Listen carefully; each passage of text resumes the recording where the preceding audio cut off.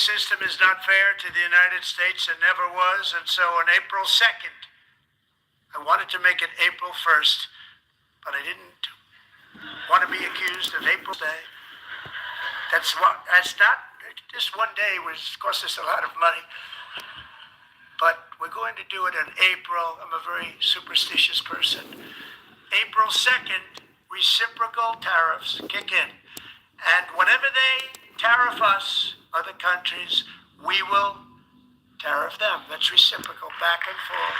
Whatever they tax, we will tax them. If they do non-monetary tariffs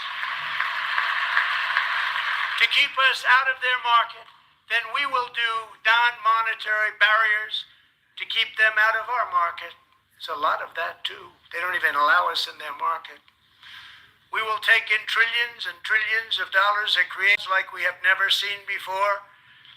I did it with China and I did it with others, and the Biden administration couldn't do anything about it because there was so much money they couldn't do anything about it. We have been ripped off for decades by nearly every country on earth, and we will not let that happen any longer.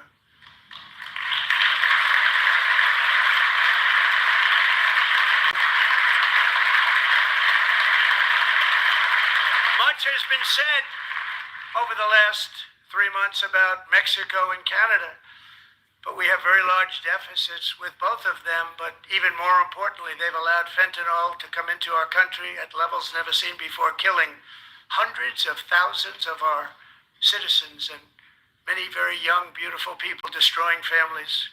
Nobody's ever seen anything like it.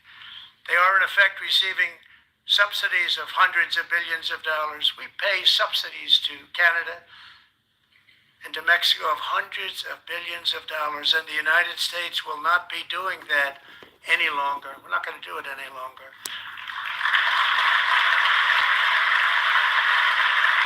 Thanks to our America First policies we're putting into place, we have had $1.7 trillion of new investment in America in just the past few weeks.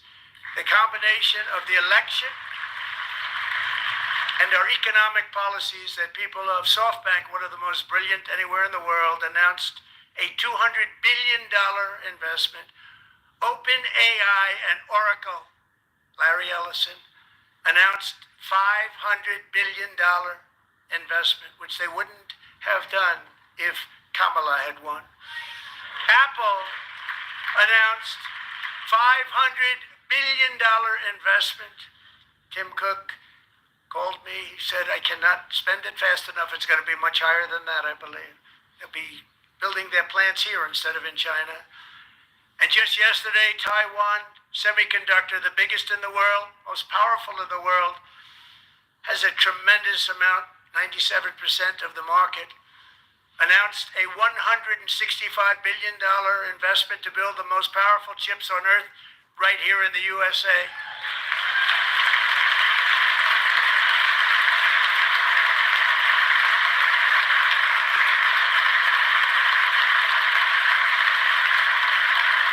And we're not giving them any money. Your CHIPS Act is a horrible, horrible thing. We give hundreds of billions of dollars, and it doesn't mean a thing. They take our money and they don't spend it. All that meant to them, we're giving them no money. All that was important to them was they didn't want to pay the tariffs, so they came and they're building, and many other companies are coming. We don't have to give them money. We just want to protect our businesses and our people, and they will come because they won't have to pay tariffs if they build in America. So it's very amazing. You should get rid of the CHIP Act, and whatever's left over, Mr. Speaker, you should use it to reduce debt or any other reason you want to.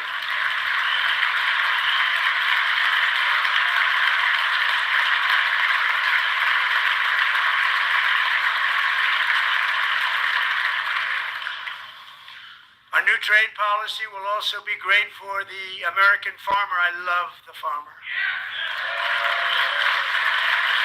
who will now be selling into our home market, the USA, because nobody is going to be able to compete with you.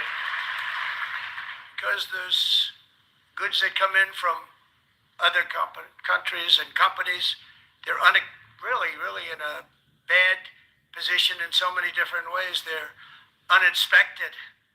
They may be very dirty and disgusting, and they come in and they pour in, and they hurt our American farmers. The tariffs will go on agricultural product coming into America, and our farmers, starting on April 2nd, it may be a little bit of an adjustment period.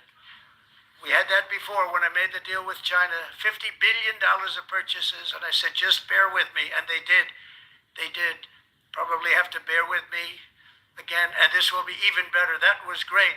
The problem with it was that Biden didn't enforce it. He didn't enforce it. $50 billion of purchases, and we were doing great, but Biden did not enforce it, and it hurt our farmers. But our farmers are going to have a field day right now. So to our farmers, have a lot of fun. I love you too. I love you too. It's all going to happen.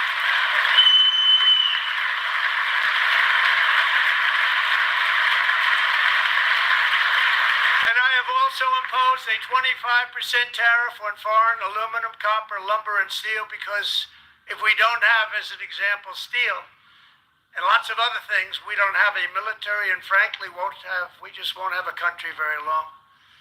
Here today is a proud American steelworker, fantastic person from Decatur, Alabama. Jeff Denard has been working at the same steel plant for 27 years in a job that has allowed him to serve as the captain of his local volunteer fire department, raised 7 children with his beautiful wife, Nicole, and over the years provide a loving home for more than 40 foster children. So great, Jeff.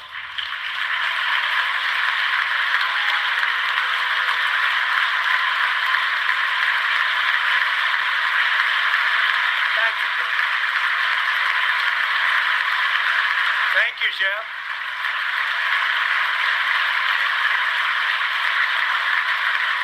Stories like Jeff's remind us that tariffs are not just about protecting American jobs. They're about protecting the soul of our country. Tariffs are about making America rich again and making America great again, and it's happening, and it will happen rather quickly. There'll be a little disturbance, but we're okay with that. It won't be much. No, you're not. Oh. And look where Biden took us. Very low, the lowest we've ever been. Jeff, I want to thank you very much. And I also want to recognize another person who has devoted herself to foster care community. She works so hard on it. A very loving person, our magnificent First Lady of the United States.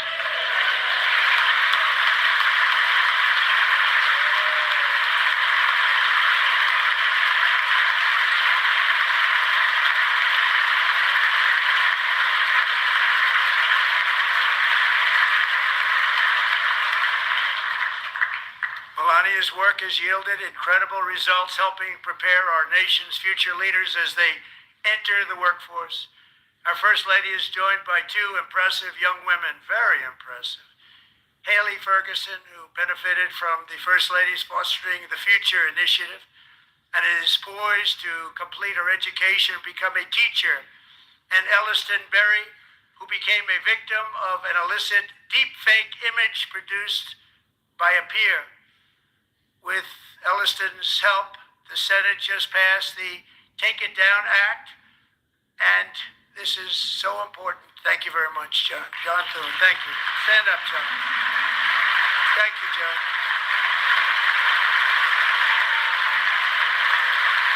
Thank you all very much.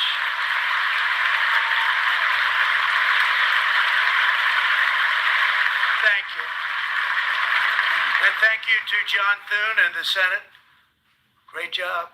To criminalize the publication of such images online is terrible, terrible thing.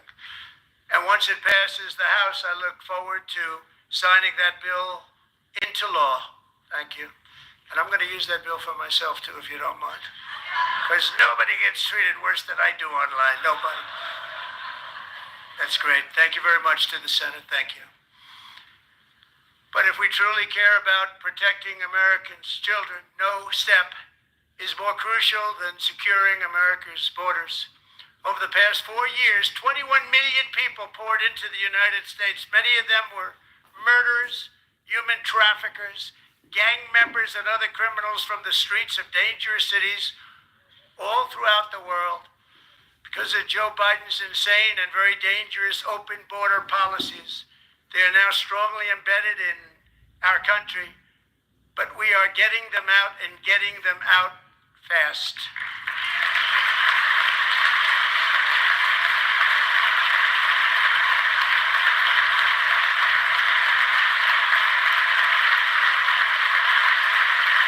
And I want to thank Tom Homan and Christy. I want to thank you and Paul of Border Patrol. I want to thank you. What a job they've all done. Everybody, Border Patrol, ICE, well, law enforcement in general is incredible. We have to take care of our law enforcement. We have to.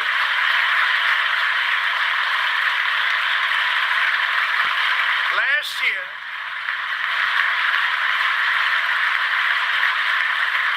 a brilliant 22-year-old nursing student named Laken Riley, the best in her class, admired by everybody, went out for a jog on the campus of the University of Georgia. That morning, Laken was viciously attacked, assaulted, beaten, brutalized, and horrifically murdered. Laken was stolen from us by a savage illegal alien gang member who was arrested while trespassing across Biden's open southern border and then set loose into the United States under the heartless policies of that failed administration. It was indeed a failed administration. He had then been arrested and released in a Democrat-run sanctuary city, a disaster, before ending the life of this beautiful young angel. With us this evening are Laken's beloved mother, Allison, and her sister, Lauren.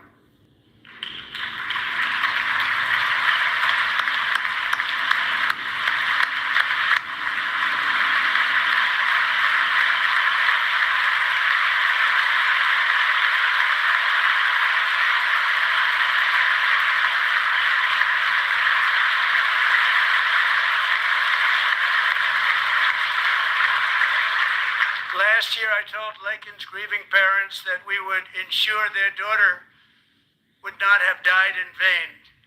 That's why the very first bill I signed into law as your 47th president mandates the detention of all dangerous criminal aliens who threaten public safety.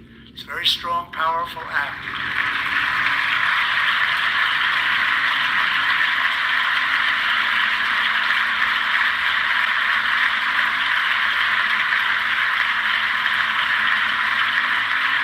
It's called the Laken-Riley Act. So Allison and Lauren, America will never, ever forget our beautiful Laken Hope Riley.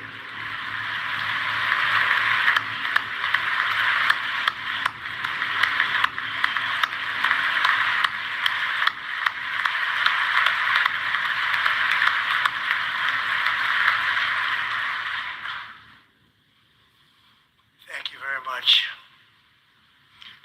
Since taking office, my administration has launched the most sweeping border and immigration crackdown in American history, and we quickly achieved the lowest numbers of illegal border crossers ever recorded. Thank you.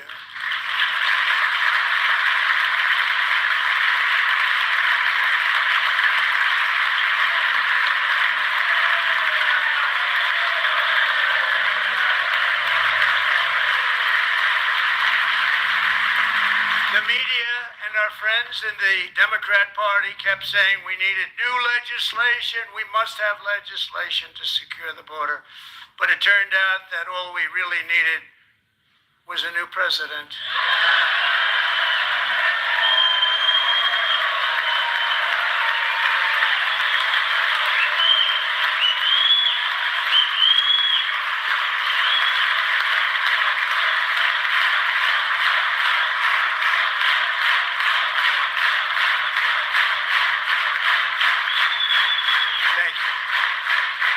Joe Biden didn't just open our borders, he flew illegal aliens over them. to overwhelm our schools, hospitals, and communities throughout the country. Entire towns like Aurora, Colorado, and Springfield, Ohio, buckled under the weight of the migrant occupation and corruption like nobody's ever seen before. Beautiful towns destroyed. Now, just as I promised in my inaugural address, we are achieving the great liberation of America.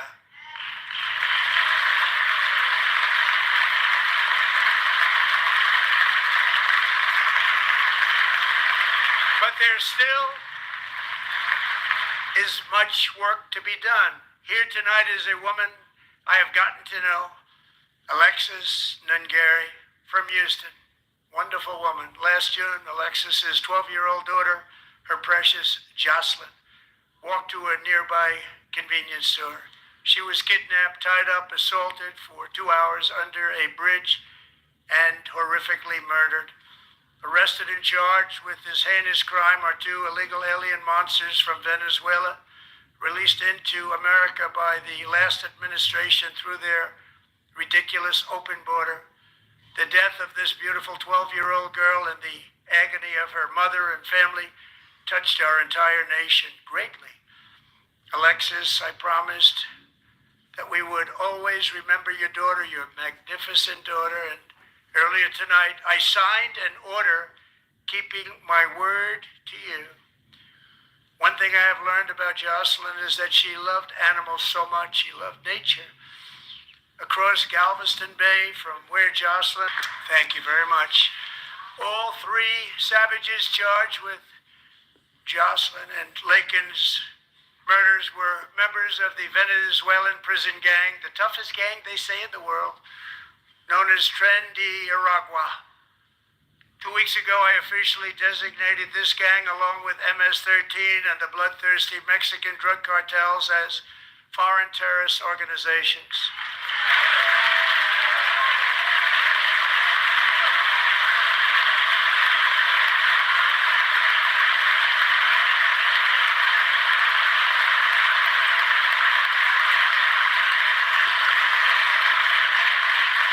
They are now officially in the same category as ISIS, and that's not good for them. Countless thousands of these terrorists were welcomed into the U.S. by the Biden administration. But now every last one will be rounded up and forcibly removed from our country, or, if they're too dangerous, put in jails, standing trial in this country, because we don't want them to come back ever. With us this evening is a warrior on the front lines of that battle, Border Patrol Agent Roberto Ortiz. Great guy.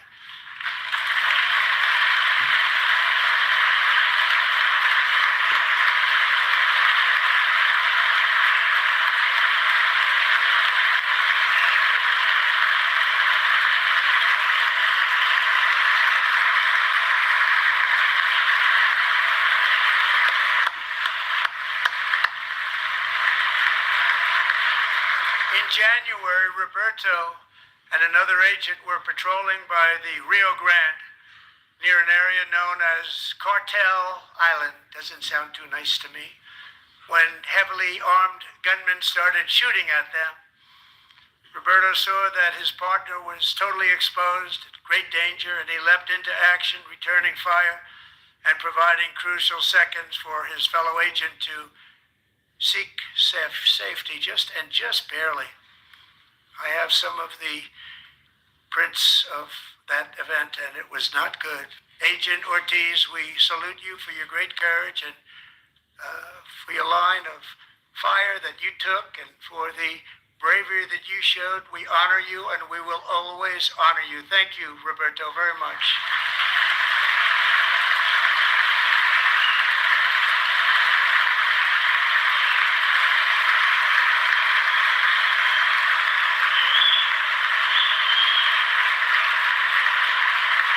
Thank you, Roberto. And I actually got to know him on my many calls to the border. He's a great gentleman. The territory to the immediate south of our border is now dominated entirely by criminal cartels that murder, rape, torture, and exercise total control They have total control over a whole nation, posing a grave threat to our national security. The cartels are waging war in America, and it's time for America to wage war on the cartels, which we are doing.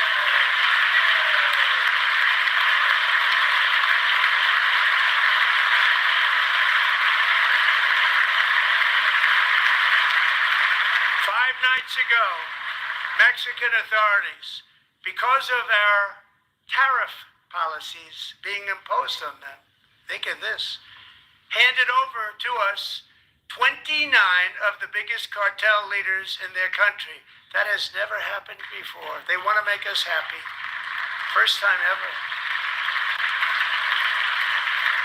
But we need Mexico and Canada to do much more than they've done, and they have to stop the fentanyl and drugs pouring into the USA. They're going to stop it. I have sent Congress a detailed funding request laying out exactly how we will eliminate these threats to protect our homeland and complete the largest deportation operation in American history, larger even than current record holder President Dwight D. Eisenhower, a moderate man, but someone who believed very strongly in borders. Americans expect Congress to send me this funding without delay so I can sign it into law. So, Mr. Speaker, John Thune, both of you, I hope you're going to be able to do that, Mr. Speaker. Thank you. Mr. Leader, thank you. Thank you very much. And let's get it to me. I'll sign it so fast, you won't even believe it.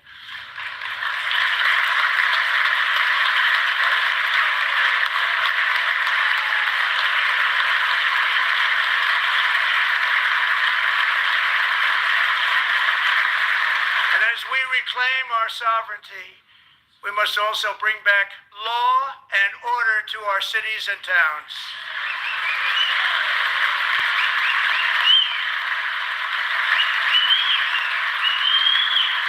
In recent years, our justice system has been turned upside down by radical left lunatics. Many jurisdictions virtually ceased enforcing the law against dangerous repeat offenders while weaponizing law enforcement against political opponents like me. My administration has acted swiftly and decisively to restore fair, equal, and impartial justice under the constitutional rule of law, starting at the FBI and the DOJ. Pam, good luck. Cash, wherever you may be, good luck. Good luck. Pam Bond. Good luck. So important. Going to do a great job. Cash, thank you. Thank you, Cash.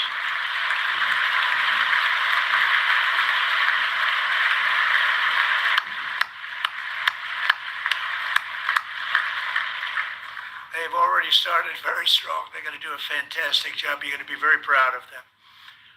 We're also once again giving our police officers the support, protection, and respect they so dearly deserve. They have to get it. They have such a hard, dangerous job, but we're going to make it less dangerous. The problem is the bad guys don't respect the law, but they're starting to respect it, and they soon will respect it.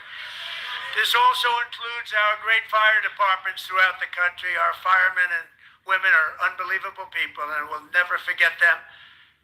And besides that, they voted for me in record numbers, so I have no choice.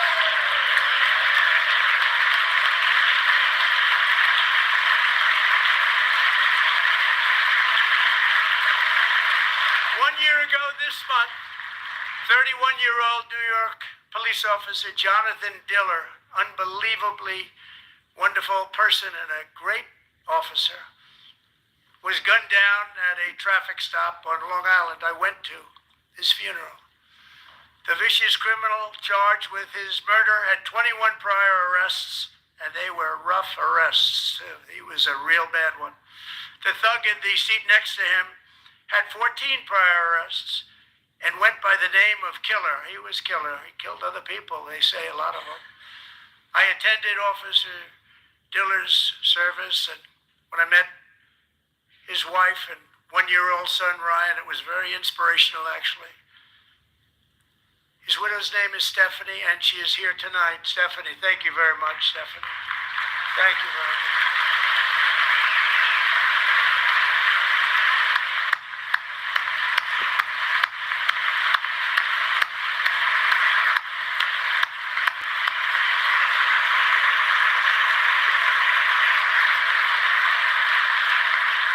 Stephanie, we're going to make sure that Ryan knows his dad was a true hero, New York's finest, and we're going to get these cold-blooded killers and repeat offenders off our streets, and we're going to do it fast. Got to stop it. They get out with 28 arrests. They push people into subway trains. They hit people over the head, back of the head with baseball bats. We got to get them out of here.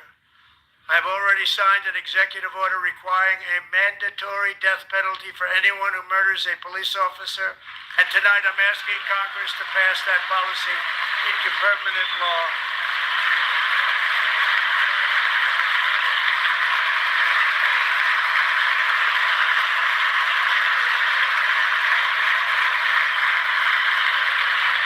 I'm also asking for a new crime bill getting tough on repeat offenders while enhancing protections for America's police officers so they can do their jobs without fear of their lives being totally destroyed. They don't want to be killed. We're not going to let them be killed. Joining us in the gallery tonight is a young man who truly loves our police. His name is DJ Daniel. He is 13 years old, and he has always dreamed of becoming a police officer.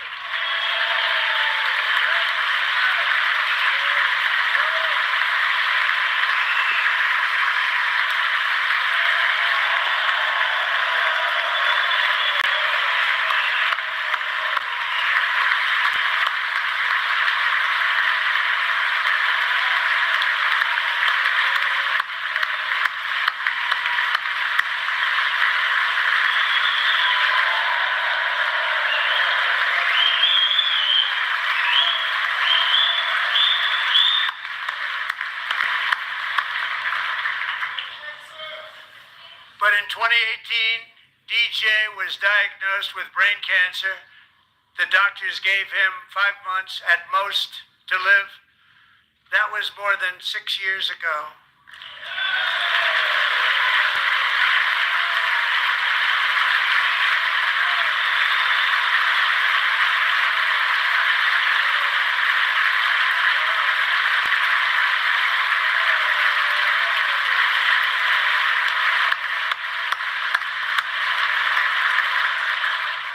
Since that time, DJ and his dad have been on a quest to make his dream come true, and DJ has been sworn in as an honorary law enforcement officer, actually a number of times. The police love him, the police departments love him. And tonight, DJ, we're going to do you the biggest honor of them all. I am asking our new Secret Service Director, Sean Curran, to officially make you an agent of the United States Secret Service.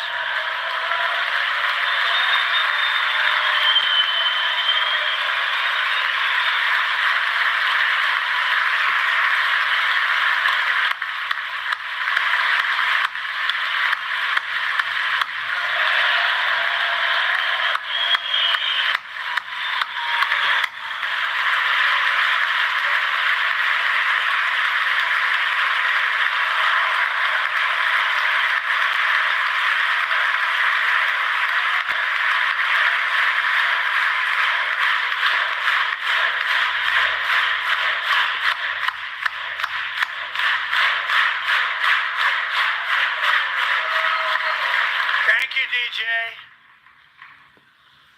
DJ's doctors believe his cancer likely came from a chemical he was exposed to when he was younger.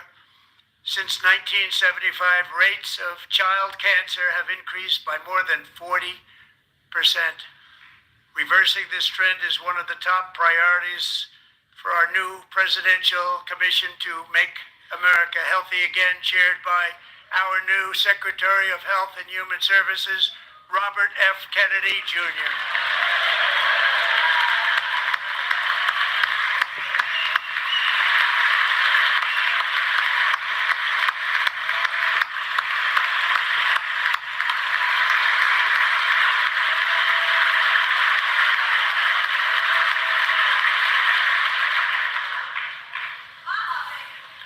With the name Kennedy, you would have thought everybody over here would have been cheering. How quickly they forget.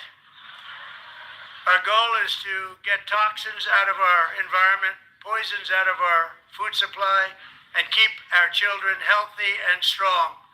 As an example, not long ago, and you can't even believe these numbers, 1 in 10,000 children had autism, 1 in 10,000, and now it's 1 in 36. There's something wrong, 1 in 36, think of that.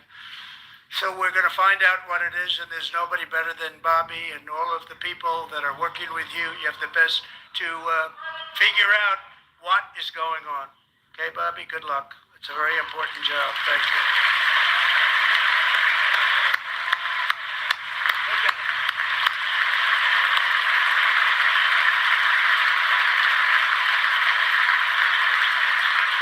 Thank you. My administration is also working to protect our children from toxic ideologies in our schools.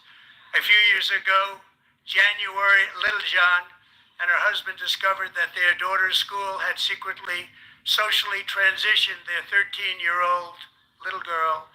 Teachers and administrators conspired to deceive January and her husband while encouraging her daughter to use a new name and pronouns.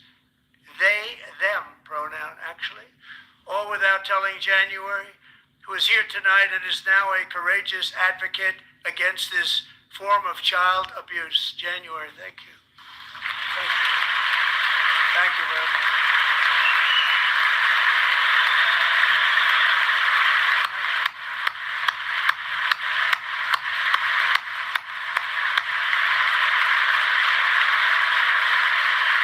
Thank you. Stories like this are why, shortly after taking office, I signed an executive order banning public schools from indoctrinating our children with transgender ideology.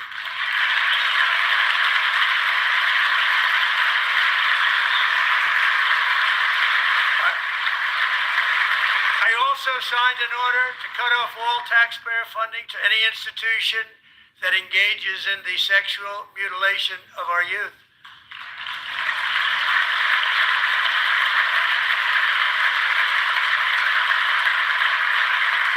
And now I want Congress to pass a bill permanently banning and criminalizing sex changes on children and forever ending the lie that any child is trapped in the wrong body.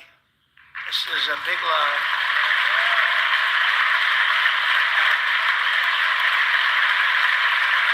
And our message to every child in America is that you are perfect exactly the way God made you.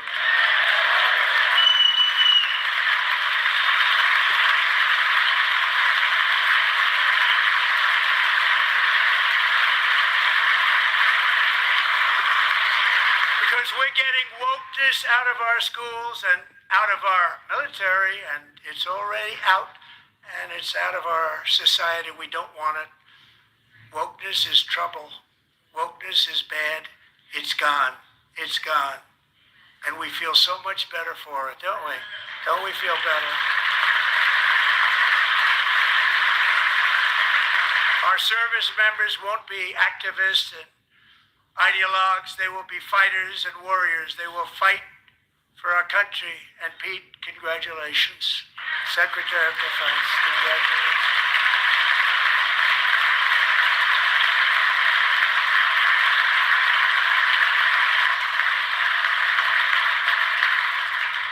And he's not big into the woke movement, I can tell you.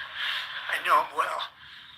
I am pleased to report that in January, the U.S. Army had its single best recruiting month in 15 years, and that all armed services are having among the best recruiting results ever in the history of our services. What a difference.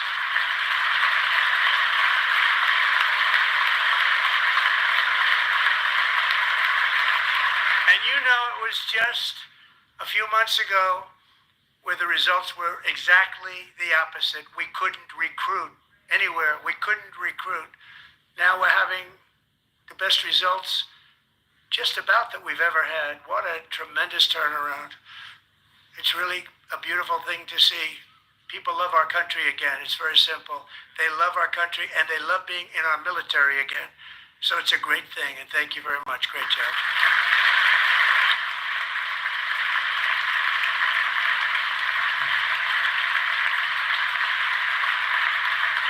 We're joined tonight by a young man, Jason Hartley, who knows the weight of that call of duty. Jason's father, grandfather, and great-grandfather all wore the uniform. Jason tragically lost his dad, who was also a Los Angeles County Sheriff's deputy when he was just a boy, and now he wants to carry on the family legacy of service. Jason is a senior in high school, a 6-letter varsity athlete, a really good athlete, they say, a brilliant student with a 4.46, that's good, GPA. And his greatest dream is to attend the U.S. Military Academy at West Point.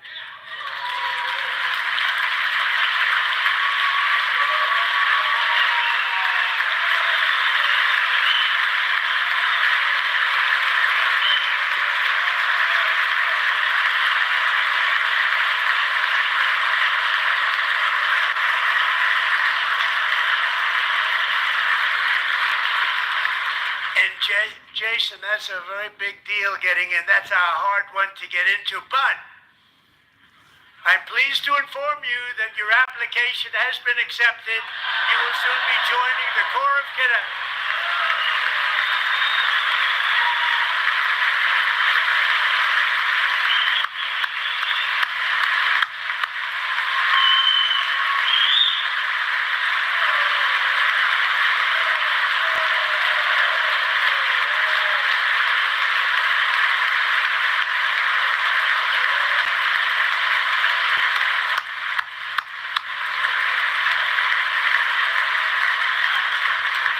Thank you. Jason, you're going to be on the long gray line, Jason. As Commander-in-Chief, my focus is on building the most powerful military of the future.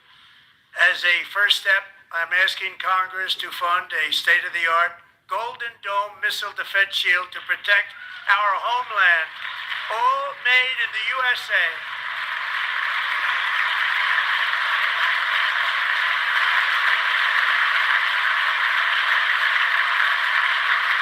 Ronald Reagan wanted to do it long ago, but the technology just wasn't there, not even close. But now we have the technology. It's incredible, actually. And other places, they have it. Israel has it. Other places have it. And the United States should have it too. Right, Tim? Right?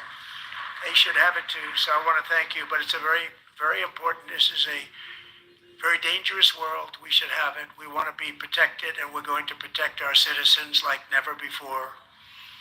To boost our defense industrial base, we are also going to resurrect the American shipbuilding industry, including commercial shipbuilding and military shipbuilding.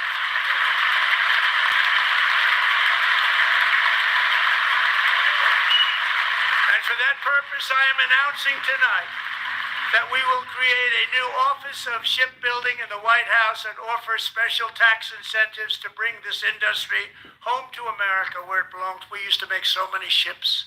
We don't make them anymore very much, but we're going to make them very fast, very soon. It will have a huge impact. To further enhance our national security, my administration will be reclaiming the Panama Canal, and we've already started doing it.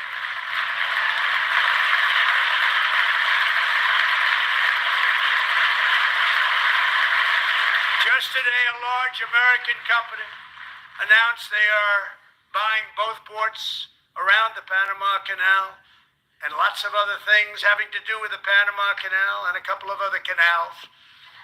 The Panama Canal was built by Americans for Americans, not for others, but others could use it. But it was built at tremendous cost of American blood and treasure. 38,000 workers died building the Panama Canal. They died of malaria. They died of snake bites and mosquitoes. Not a nice place to work. They paid them very highly to go there, knowing there was a 25% chance that they would die.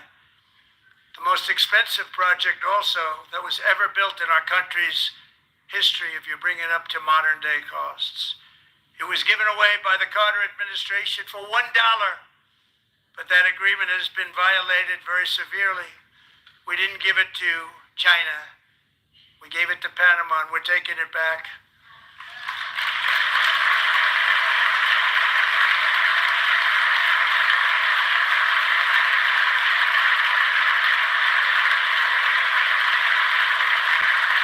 And we have Marco Rubio in charge. Good luck, Marco. Now, we know who to blame if anything goes wrong. Marco's been amazing, and we're working with everybody involved to try and get it. But we need it really for international world security. And I think we're going to get it. One way or the other, we're going to get it. We will keep you safe. We will make you rich, and together we will take Greenland to heights like you have never thought possible before. It's a very small population, but very, very large piece of land and very, very important for military security. America is once again standing strong against the forces of radical Islamic terrorism. 3.5 years ago, ISIS terrorists killed 13 American service members and countless others in the Abbey Gate bombing during the disastrous and incompetent withdrawal from Afghanistan. Not that they were withdrawing, it was the way they withdrew. Perhaps the most embarrassing moment in the history of our country. Tonight I am pleased to announce that we have just apprehended the top terrorist responsible for that atrocity, and he is right now on his way here to face the swift sword of American justice.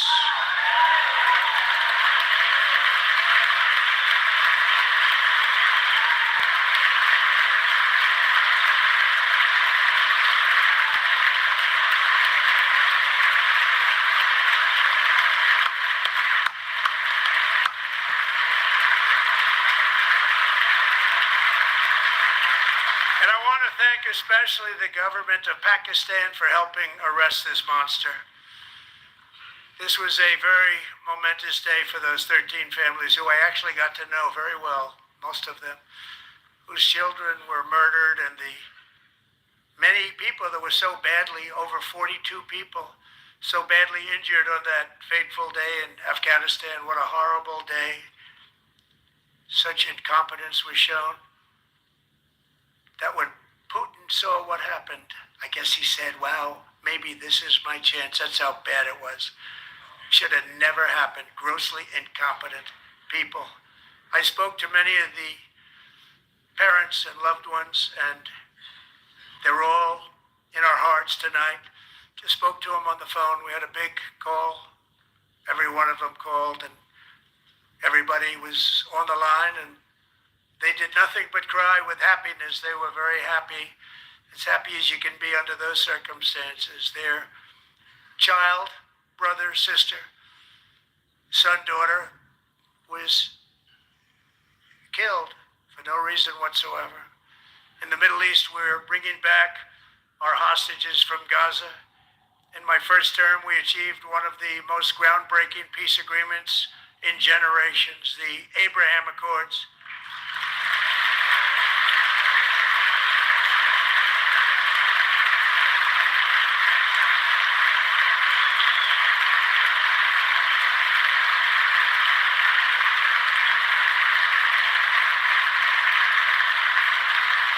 And now we're going to build on that foundation to create a more peaceful and prosperous future for the entire region. A lot of things are happening in the Middle East. People have been talking about that so much lately with everything going on with Ukraine and Russia. But a lot of things are happening in the Middle East. It's a rough neighborhood, actually. I'm also working tirelessly to end the savage conflict in Ukraine. Millions of Ukrainians and Russians have been needlessly killed or wounded in this horrific and brutal conflict with no end in sight. The United States has sent hundreds of billions of dollars to support Ukraine's defense, with no security, with no anything.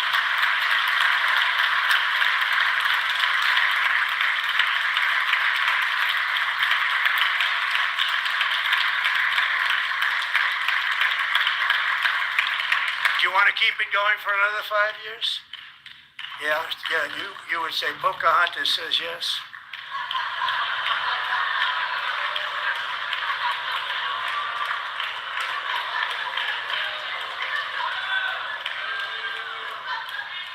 $2,000 people are being killed every single week. More than that. They're Russian young people. They're Ukrainian young people. They're not Americans. But I want it to stop. Meanwhile, Europe has sadly spent more money buying Russian oil and gas than they have spent on defending Ukraine, by far. Think of that. They've spent more buying Russian oil and gas than they have defending. And we've spent perhaps $350 billion, like taking candy from a baby. That's what happened. And they've spent $100 billion. What a difference that is. And we have an ocean separating us, and they don't. But we're getting along very well with them, and lots of good things are happening. Biden has authorized more money in this fight than Europe has spent by billions and billions of dollars. It's hard to believe that they wouldn't have stopped it and said at some point, come on, let's equalize. You got to be equal to us. But that didn't happen. Earlier today, I received an important letter from President Zelensky of Ukraine. The letter reads, Ukraine is ready to come to the negotiating table as soon as possible to bring lasting peace closer. Nobody wants peace more than the Ukrainians, he said. My team and I stand ready to work under President Trump's strong leadership to get a peace that lasts. We do really value how much America has done to help Ukraine maintain the security. Ukraine is ready to sign it at any time that is convenient for you. I appreciate that he sent this letter, just got it a little while ago. Simultaneously, we've had serious discussions with Russia and have received strong signals that they are ready for peace. Wouldn't that be beautiful? Wouldn't that be beautiful?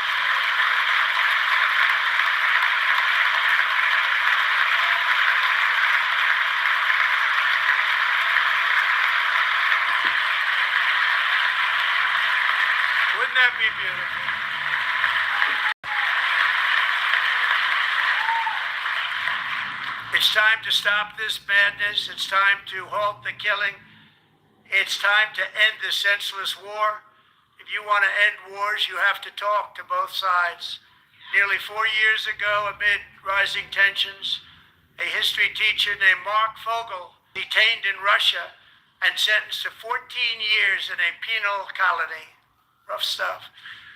The previous administration barely lifted a finger to help him. They knew he was innocent, but they had no idea where to begin. But last summer, I promised his 95-year-old mother, Malphine, that we would bring her boy safely back home. After 22 days in office, I did just that, and they are here tonight.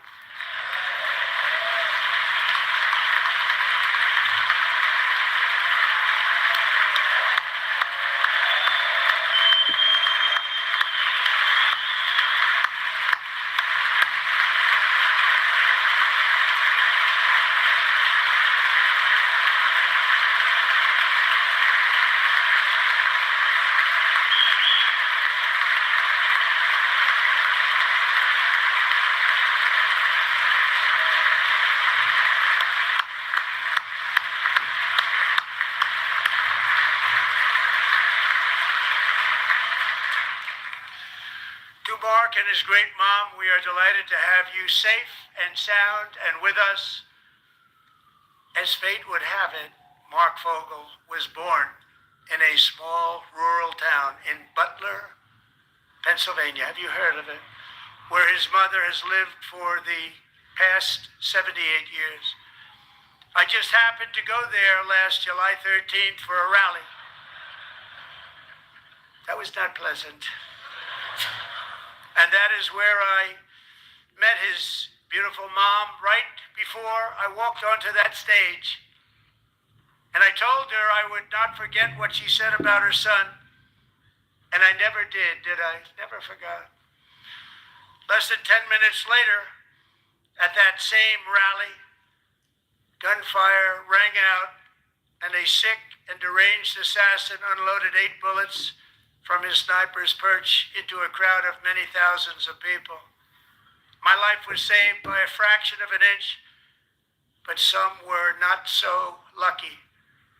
Corey Comparator was a firefighter, a veteran, a Christian, a husband, a devoted father, and above all, a protector.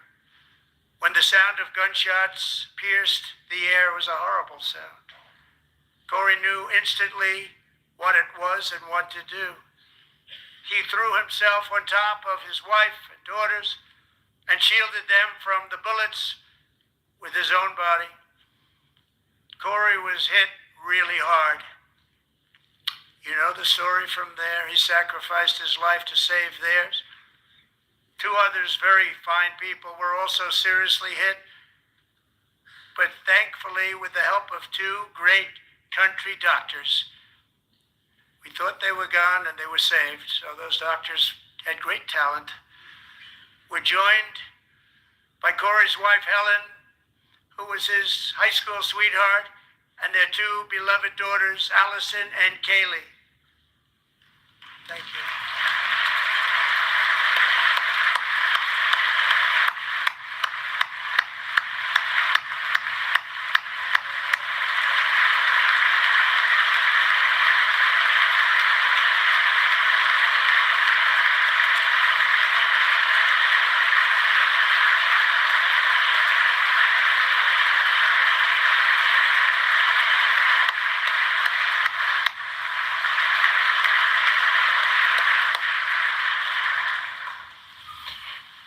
To Helen, Allison, and Kaylee, Corey is looking down on his 3 beautiful ladies right now, and he is cheering you on. He loves you.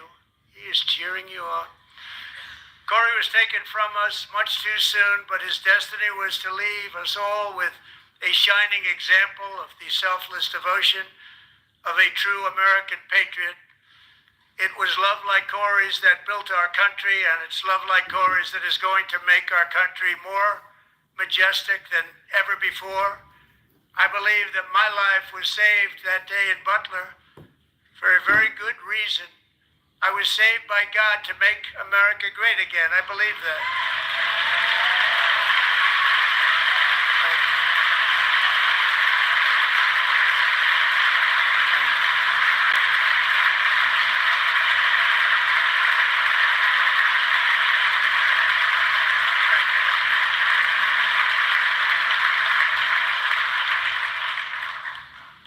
Thank you very much. From the patriots of Lexington and Concord to the heroes of Gettysburg and Normandy, from the warriors who crossed the Delaware to the trailblazers who climbed the Rockies, and from the legends who soared at Kitty Hawk to the astronauts who touched the moon, Americans have always been the people who defied all odds, transcended all dangers, made the most extraordinary sacrifices, and did whatever it took to defend our children, our country, and our freedom. And as we have seen in this chamber tonight, that same strength, faith, love, and spirit is still alive and thriving in the hearts of the American people. Despite the best efforts of those who would try to censor us, silence us, break us, destroy us, Americans are today a proud, free, sovereign, and independent nation that will always be free, and we will fight for it till death. We will never let anything happen to our beloved country, because we are a country of doers, dreamers, fighters, and survivors.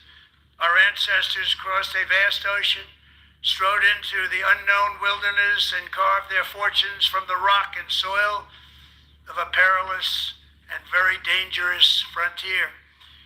They chased our destiny across a boundless continent.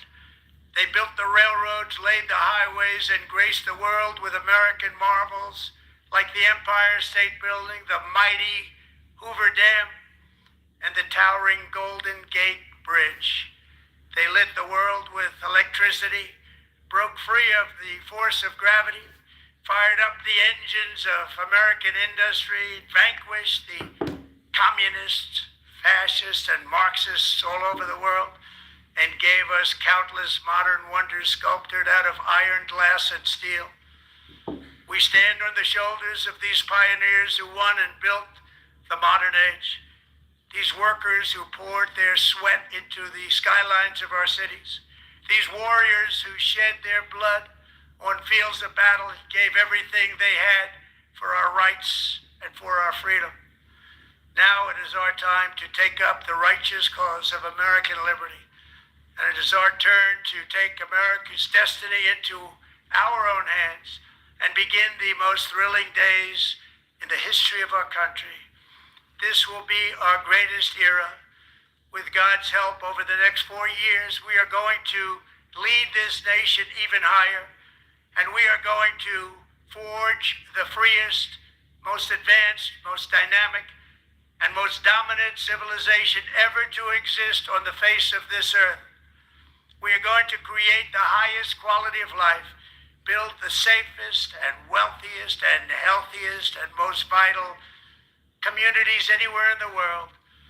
We are going to conquer the vast frontiers of science, and we are going to lead humanity into space and plant the American flag on the planet Mars and even far beyond.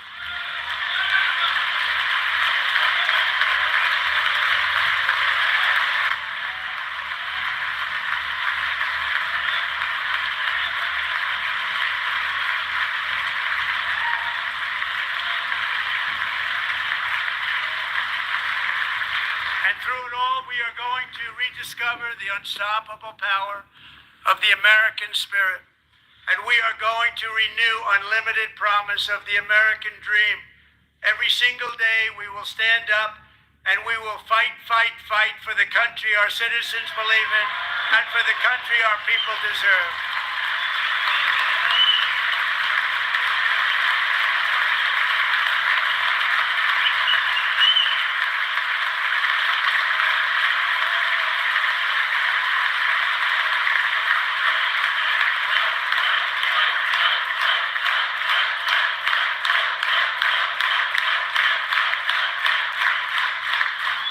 My fellow Americans, get ready for an incredible future, because the golden age of America has only just begun.